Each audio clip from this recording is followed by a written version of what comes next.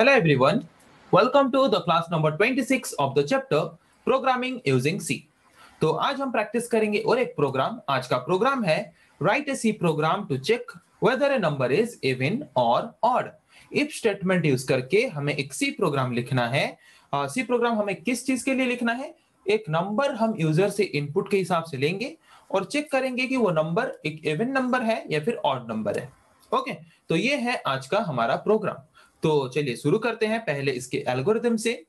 तो ये पहले शुरू होता है कोई भी सी प्रोग्राम का एल्गोरिथम बिगिन स्टेट या फिर स्टार्ट से। उसके बाद हम डिक्लेयर करते हैं वेरिएबल। तो यहाँ पे हमें कितना वेरिएबल चाहिए?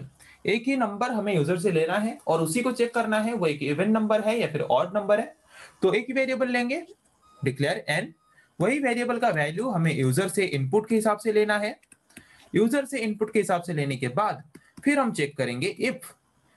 तो इवन नंबर हम किसको बोलते हैं? अगर कोई नंबर 2 के द्वारा डिविजिबल होता है उस नंबर को बोलते हैं इवन नंबर।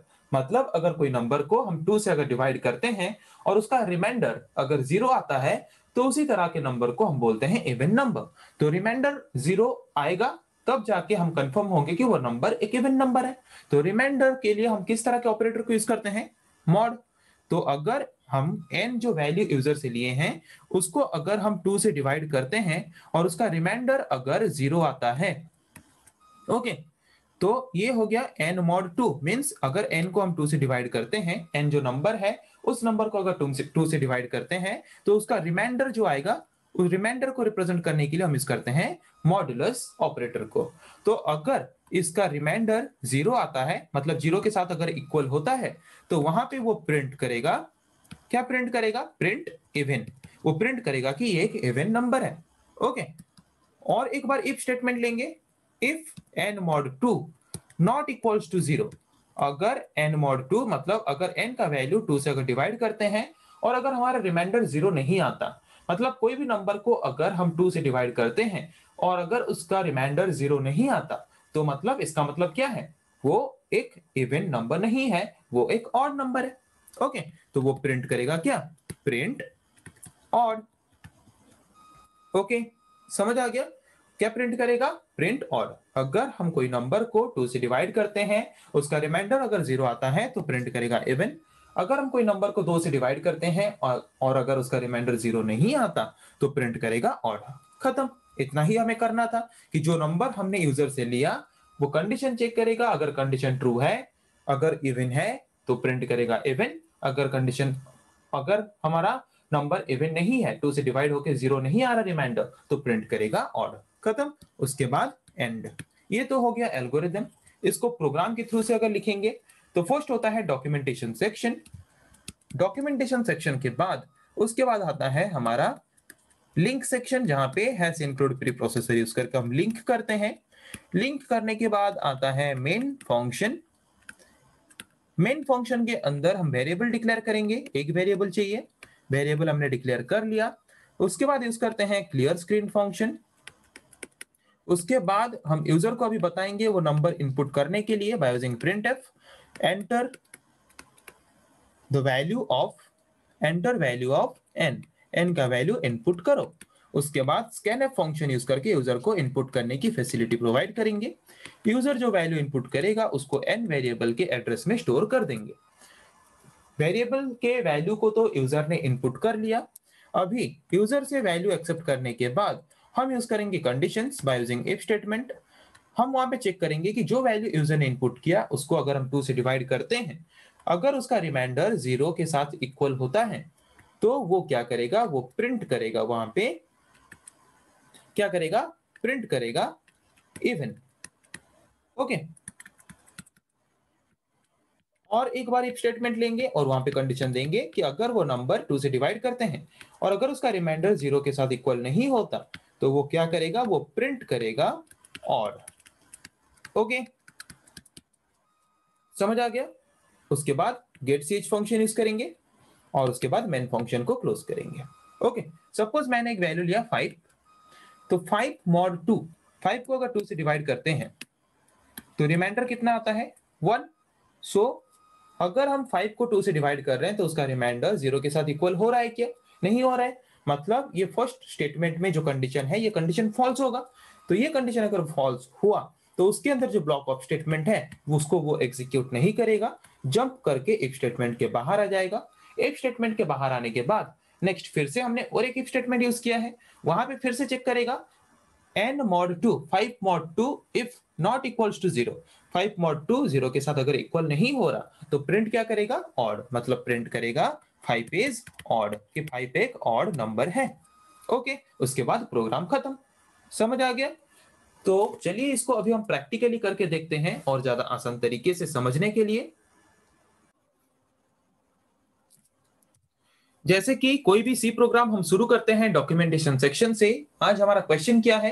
क्वेश्चन है कि write a C program to check whether a number is even or odd.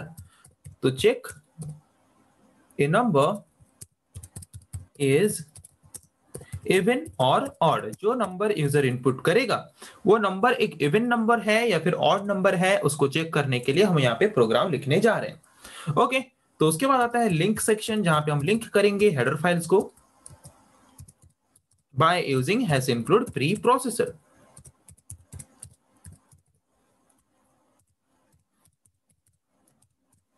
तो लिंक कर दिया हमने। उसके बाद आएगा मेन फंक्शन। मेन फंक्शन के अंदर फर्स्ट हम डिक्लेयर करेंगे वेरिएबल, उसके बाद यूज करेंगे CLR SCR फंक्शन। उसके बाद n का वैल्यू यूजर से इनपुट करेंगे। तो यूजर को पहले बताएंगे कि अभी यूजर को वैल्यू एंटर करना है, enter the value of n। तो यूजर को अभी पता चलेगा कि उसको n का वैल्यू एंटर करना है। तो यूजर को n का वैल्यू एंटर करने की फैसिलिटी प्रोवाइड करने के लिए हम इस करते हैं scanf फंक्शन। तो जो भी वैल्यू यूजर इनपुट करेगा वो वैल्यू जाके स्टोर हो जाएगा n वेरिएबल के एड्रेस में। ओके, स्टोर हो गया वैल्यू। उसके बाद हम इस करेंगे इफ स्टेटमेंट, और इफ स्टेटमेंट के अंदर हम कंडीशन देंगे if n mod 2 equals to 0। अगर n वैल्यू को हम 2 से डिवाइड करते हैं और उसका रिमाइंडर अगर 0 आता है तो वहां पे वो प्रिंट करेगा क्या, वो प्रिंट करेगा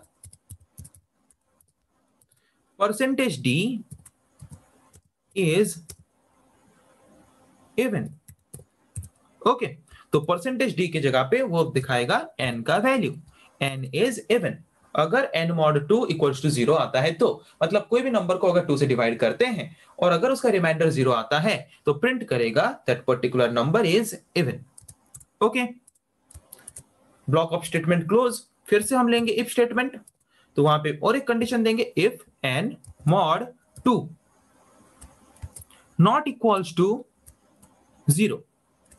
अगर n mod 2 का वैल्यू 0 नहीं आता, मतलब अगर n वैल्यू को हम डिवाइड करते हैं 2 से और अगर उसका रिमाइंडर 0 नहीं आता तो वहां पे वो नंबर क्या है, वो नंबर एक और नंबर है। तो प्रिंट करेगा printf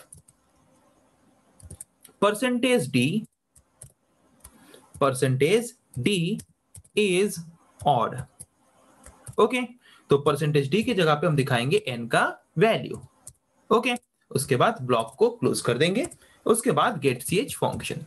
तो यहाँ पे और एक इंपॉर्टेंट चीज आपको याद रखना है कि अगर हम कोई भी इफ स्टेटमेंट या फिर कोई भी जैसे कि डिसीजन मेकिंग स्टेटमेंट यूज कर रहे हैं और उसके अंदर अगर एक ब्लॉक ऑफ स्टेटमेंट है, उस ब्लॉक के अंदर सिर्फ एक ही स्टेटमेंट है, तो वहां पे हम ओपन कर्ली ब्रेसेस और क्लोज कर्ली ब्रेसेस ना दें तो भी चलेगा। ओके, पर आदत रहना चाहिए कि अगर हम कोई भी इफ स्टेटमेंट यूज कर रहे हैं तो वहां पे ओपन कर्ली ब्रेसेस से उस ब्लॉक को हम शुरू करते हैं और क्लोज कर्ली ब्रेसेस से उस ब्लॉक को हम क्लोज करते हैं।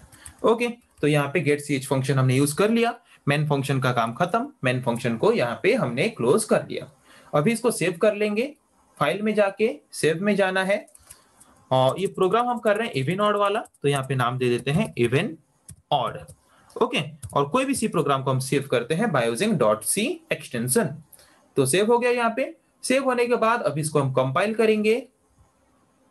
कंपाइल हो गया है, कुछ भी एरर है नहीं। अब इसको रन करते हैं।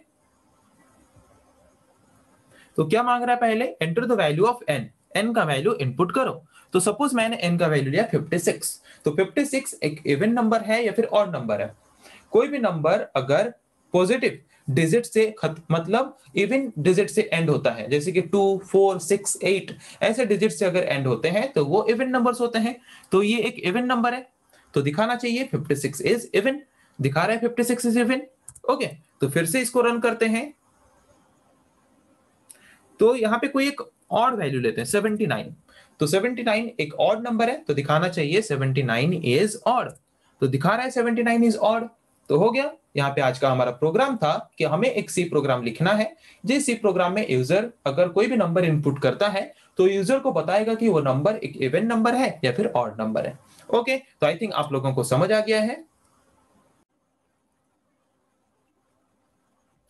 तो आज का हमारा प्रोग्राम था कि हम यूजर से अगर कोई नंबर लेते हैं तो यूजर को वो रिटर्न करेगा कि वो नंबर एक इवन नंबर है या फिर एक ऑड नंबर है। ओके, तो आई थिंक आप लोगों को प्रैक्टिकली हमने जो दिखाया आपको समझ आ गया है। नेक्स्ट क्लास में हम प्रैक्टिस करेंगे ऐसे और कुछ टॉपिक्स के बारे में। आज के लिए इतना ही। Thank you.